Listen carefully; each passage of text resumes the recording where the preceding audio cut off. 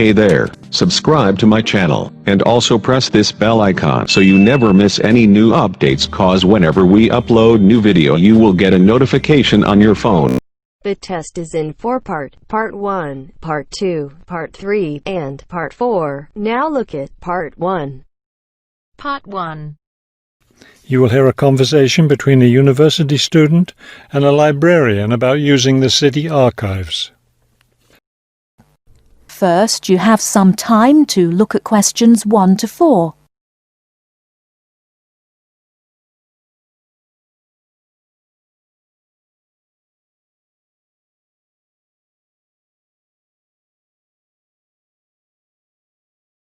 Now we shall begin. You should answer the questions as you listen, because you will not hear the recording a second time. Listen carefully and answer questions 1 to 4.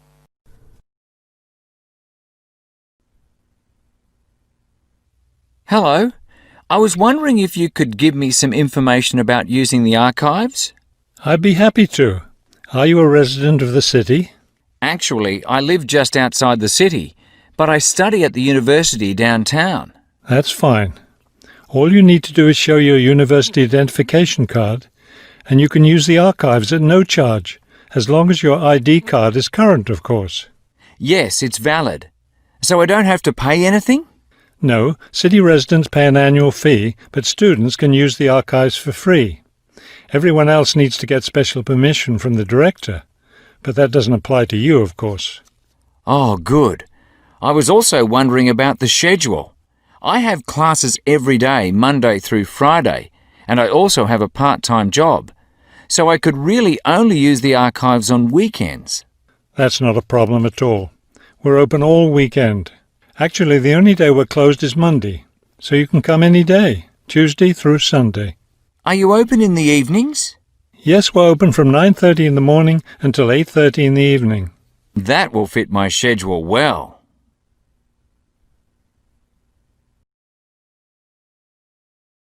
Before you hear the rest of the conversation, you have some time to look at questions 5 to 10.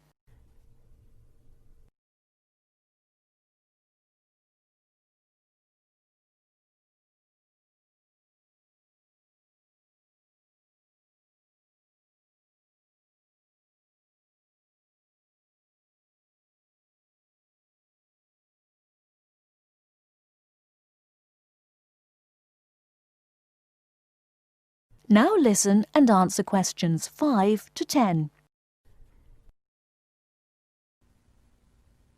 Is there something else I can help you with? Yes. One thing I'll be needing to see for one of my class projects is old photographs. Do you have photographs of the city in the 19th century that I could look at? Yes, we store all the photographs in the basement. Those stairs over there will take you down to the photography collection. Just tell the librarian there what you're interested in, and he'll help you. Those would be 19th century photographs? Yes, the entire collection is there. Now, if you're interested in seeing documents from the 19th century, those are right here on the ground floor. I would like to see some of those documents. Does that collection include newspapers too? No, all the newspapers from the earliest ones in the 18th century up to the current time are on the second floor. Here, let me just give you this map of the archives, and you'll be able to find whatever it is you need. Thank you. Oh, I see you have a whole room devoted to maps. Yes, on the 3rd floor. That's great, because one thing I need to do is look at how the city has developed over time. I'm sure you'll find a lot of helpful information there. Of course, some of the maps are several centuries old, so generally visitors are only allowed to see photographic reproductions of them. That shouldn't be a problem. What's this on the 4th floor? Ogden's Woolen Mill. As I'm sure you know, Ogden's Woolen Mill was the major entity responsible for the growth of this city in the 19th century. The Ogdeniers gave money for the archives to devote an entire floor to information about the history of the mill. Will I be able to find information about the Ogden family there? Photographs, personal papers, things like that? Probably the family photographs are stored downstairs in the photography collection. The personal papers would be on the 5th floor, where we keep all the personal papers of famous residents of our city. Thank you so much for your help. I'll be able to do a lot of my research here. That is the end of part 1. You now have half a minute to check your answers.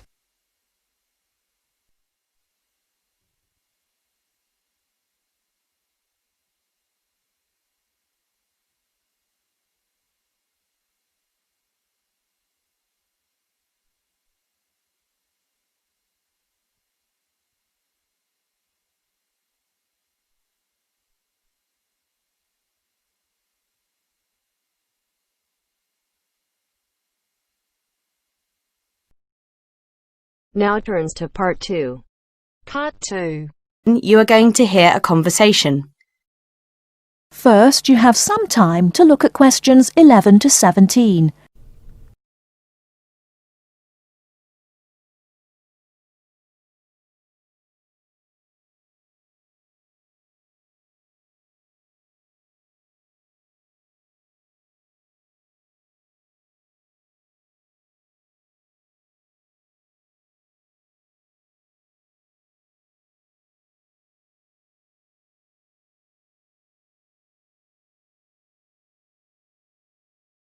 Now, listen carefully and answer questions 11 to 17.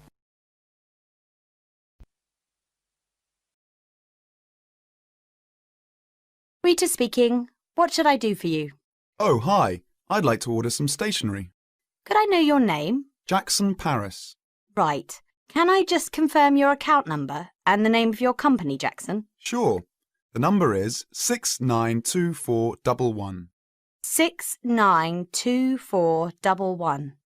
Right. And you're from Rainbow Computer? No, the company is Rainbow Communications. Oh, OK. I'll just fix that on the system. Communications.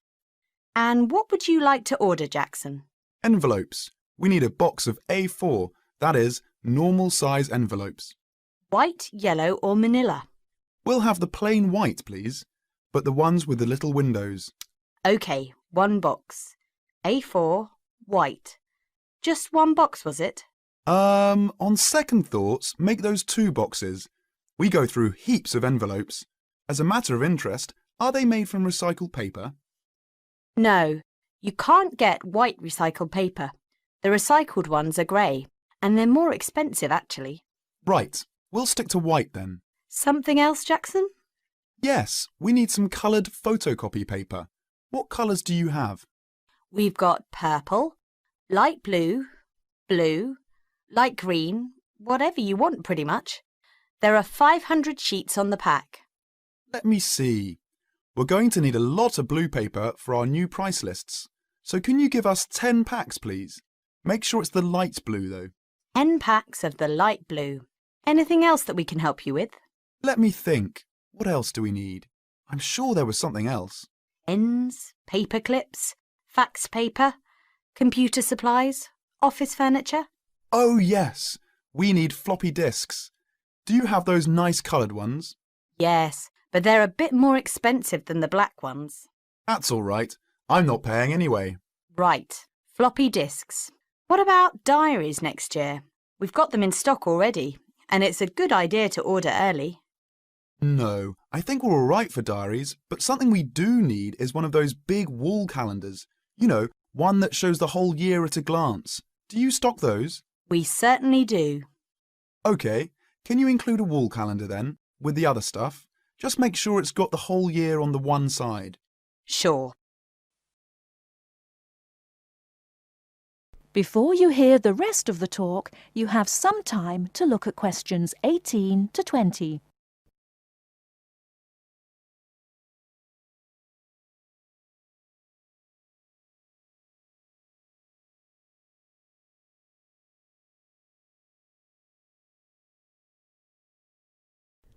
Now listen and answer questions 18 to 20.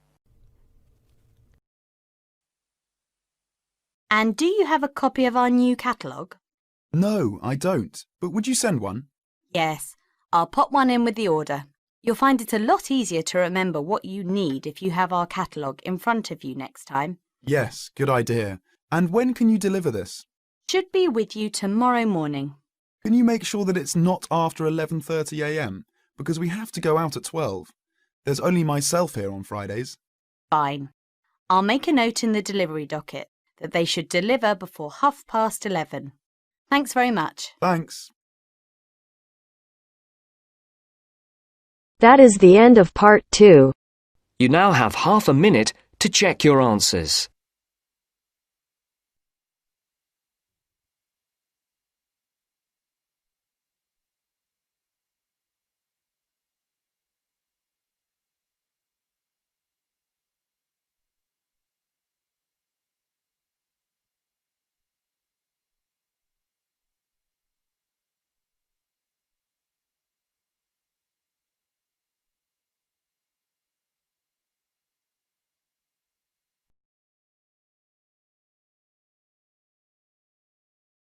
Now turns to part 3.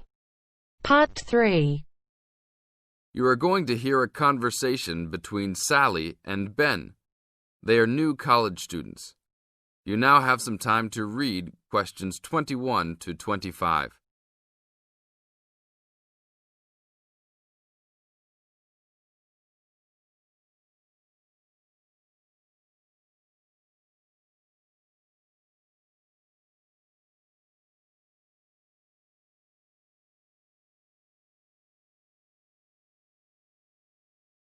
Now, listen to the first part of the conversation and answer questions 21 to 25. Hi, Ben. Sally. How are you? Fine. I wondered if I'd run into you. When did you get here? I only arrived last night, just in time. I prefer to travel on Sundays to miss the working rush. I suppose you arrived in plenty of time. Oh, I've been here for 4 days now, so it must have been Thursday that I arrived. I like to have a good chance to look around and settle in. I should have come earlier too.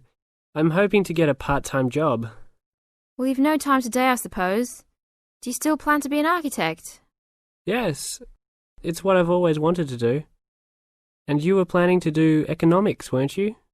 Yes, I was, but now I've decided on psychology instead. How many textbooks do you have to get? I've been given this long list, and I'm sure they'll cost a fortune. See? That looks a lot. It's longer than my list. Well, it's 14 all told. So I might use library copies instead of buying some of them. What about you? I'll probably buy the whole lot of mine because I only have 5 on my list, although I'm sure there are many more I'll have to read. Luckily, we don't have to read them all straight away. Have you got your class timetable yet? It came with the book list. When do your lectures start? Tuesday. That's tomorrow. How about yours? Oh, I've got an extra day, the day after yours start. Now you have some time to read questions 26 to 30.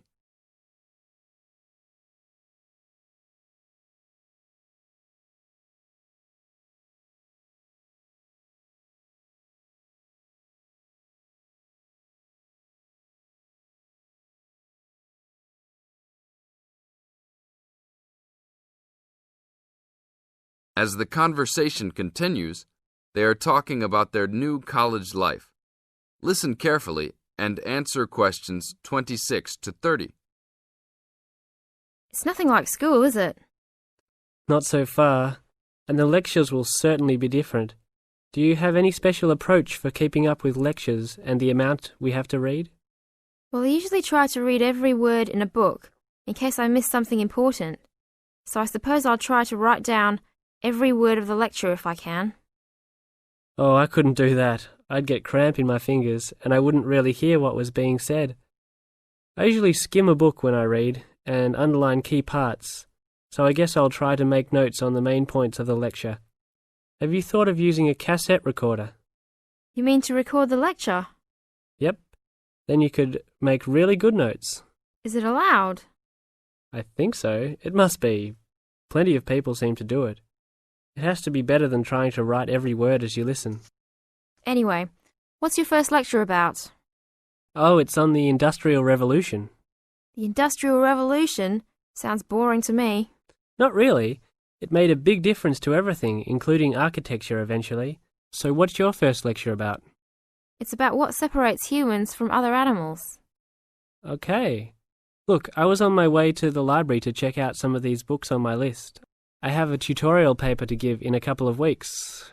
Oh, what's the topic?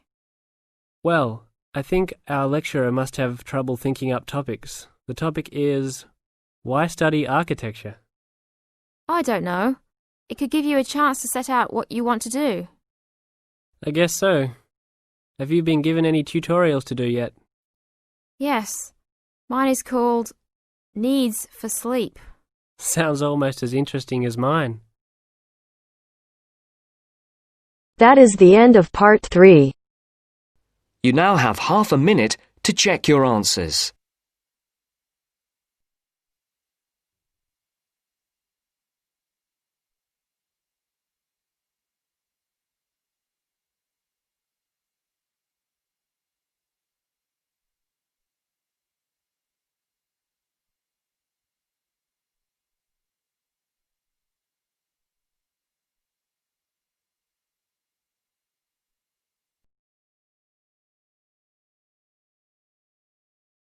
Now turns to part 4.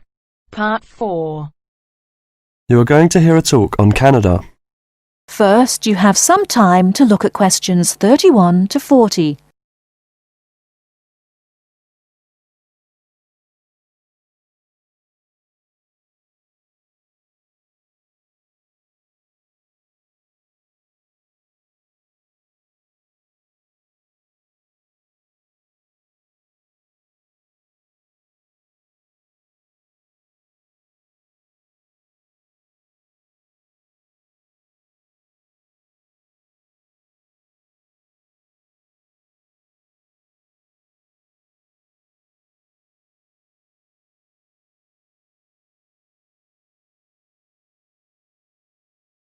Now listen carefully and answer questions 31 to 40. Good morning and welcome to this talk on Canada. Many people think of Canada as a land of ice and snow. They think of it as a young country with few inhabitants, a country of English-speaking white people. While some of this is true, it is also an inaccurate description of the country we call Canada. Canada lies in the northern half of the continent of North America. The most northern parts of Canada are sometimes called the land of the midnight sun, because at certain times of the year the sun never sets and is still shining faintly at midnight. This northern part of Canada is cold and mostly snow-covered all year round. Most of the people who live in this northern part of Canada are called Inuit or Dene. They were once called Eskimos. They are the original people of this land and are part of what are called the First Nation. As we move to the more southern parts of Canada, the land changes and so does the people. Moving from east to west in southern Canada, we travel from the Atlantic provinces of Nova Scotia, Newfoundland, New Brunswick, and Prince Edward Island. These small provinces, with small populations, border on the Atlantic Ocean. The land in these provinces is not very fertile, so fishing, forestry and mining are the main industries, although in some small areas, agriculture is also important. If we travel west from the Atlantic provinces, we come to central Canada, composed of the large provinces of Quebec and Ontario. Both provinces are rich in natural resources, have fertile land, and are the centres of industry for Canada's largest cities. Toronto and Montreal are found in these provinces. The province of Quebec is the centre of French language and culture in Canada. In fact, Montreal is the second largest French-speaking city in the world after Paris. Finally, in the far west of Canada, we come to the province of British Columbia. This province is separated from the prairies by the Rocky Mountains and is bounded on the west by the Pacific Ocean. British Columbia is often called simply the West Coast. British Columbia is an attractive place for tourists because of its mild climate, spectacular mountains, seacoast, and beautiful forests. Agriculture, forestry, shipping, and fishing are major industries in British Columbia. The people of this land of Canada are as varied as its landscape. The original settlers, those we call the people of the First Nations, came from Asia by crossing the Bering Strait from Siberia to Alaska. In their new environment, they developed many new languages and cultures. In the 16th century, the first Europeans arrived in eastern Canada. They came from Britain and France. By making treaties with the original inhabitants, they gradually established colonies in eastern and central Canada. After a war with France, Britain took over the French colonies in Quebec and eastern Canada. By the end of the 18th century, all of Canada was under British rule. From this time until the present century, most of the immigrants to Canada were British, Scottish, and Irish. In this century, however, Canada has had an influence of settlers from all over the world. There are now hundreds of thousands of people from Asia, Africa, and South America who now call Canada their home. That is the end of part 4. You now have half a minute to check your answers.